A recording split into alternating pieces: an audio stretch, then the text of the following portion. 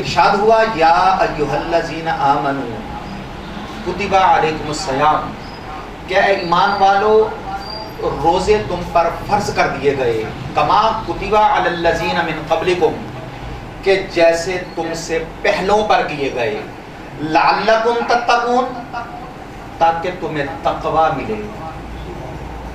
الصوم فی اللغت الامساک، لغت میں روزہ رک جانے کو کہتے ہیں۔ جب تیز ہوا کے چکر چلتے چلتے رک جاتے تو اہل عرب کہتے کہ صامت الریح، کہ تیز ہوا رک گئی۔ اور جب تیز رفتار گھوڑا دوڑتے دوڑتے اچانک ٹھہرتا تو وہ کہتے سام الخیر، کہ موز اور گھوڑا رک گیا۔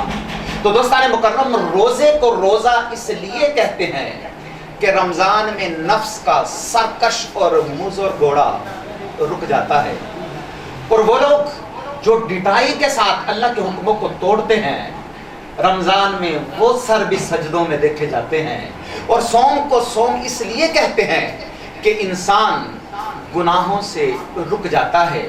اور شریعت اسلامیہ میں طلوع فجر ثانی سے لے کر غروب آفتاب تک اکل و شرب اور قصدن جماع سے رکے رہنے کا نام روزہ ہے۔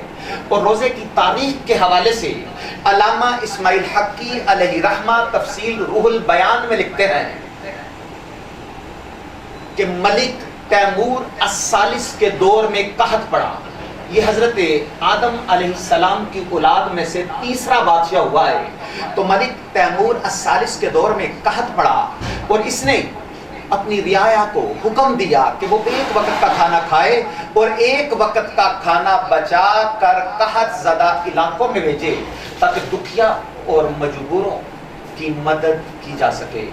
تو قوم نے، رعایا نے بادشاہ کے اس حکم کو تسلیم کیا اور ایک وقت کا کھانا بچا کر قحط زدہ علاقوں میں بھیجا۔ تو رب ذوالجلال کو ان کی یہ عادات بڑی پسند آئی، اور اللہ تعالیٰ نے پھر ہر نبی پر روزہ فرض کیا، کما کتب علی الذین من قبلکم۔ اور روزوں کی فرضیت سے پہلے حضور علیہ السلام ایام 20 کے روزے رکھا کرتے تھے۔ قمری تاریخ کے حساب سے 13، 14 اور 15 تاریخ کو جو روزے رکھے جاتے ہیں انہیں ایام 20 کے روزے کہا جاتا ہے۔ اور اس کے بعد پھر حضور علیہ السلام نے عاشوراء کا روزہ رکھنا اپنا معمول بنایا۔ حضور نے خود بھی روزہ رکھا اور صحابہ نے بھی یہ روزہ رکھا۔ پھر کبھی بھی نہ حضور نے اس روزے کو ترک کیا اور نہ صحابہ نے۔ حضور نے حکم دیا کہ صحابہ یہ روزہ رکھیں۔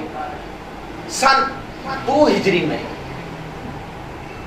واقع بدر سے 1 ماہ قبل 17 شعبان المعظم کو روزہ فرض ہوا، اور حضرت عائشہ صدیقہ رضی اللہ تعالی عنہا آپ روایت کرتی ہیں کہ پھر حضور علیہ السلام نے حکم دیا کہ اب جس کا جی چاہے وہ عاشوراء کا روزہ رکھے اور جس کا جی چاہے وہ نہ رکھے، لیکن اس سے قبل عاشوراء کا روزہ رکھنا امت پر فرض تھا۔ تو سن 2 ہجری میں روزہ فرض ہوا، اور 11 ہجری میں حضور علیہ السلام نے رمضان سے قبل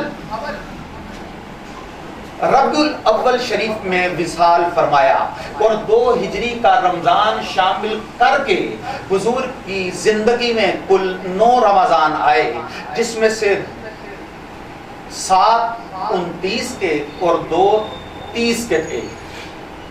لیکن یہ بات ذہن نشین رہے کہ رمضان چاہے 29 کا ہو یا 30 کا، اللہ رب العزت ثواب 30 کا ہی عطا فرماتے ہیں۔ جس طرح اگر کوئی روزے کی حالت میں بھول کر کھا لے تو حدیث پاک میں آتا ہے کہ اسے اللہ نے کھلایا، اسے اللہ نے پلایا، اس نے کھا بھی لیا، اس نے پی بھی لیا، لیکن اس کا روزہ قائم رہا۔ اسی طرح چاہے چاند 29 کا ہو، لیکن اللہ رب العزت ثواب 30 کا ہی عطا فرماتے ہیں۔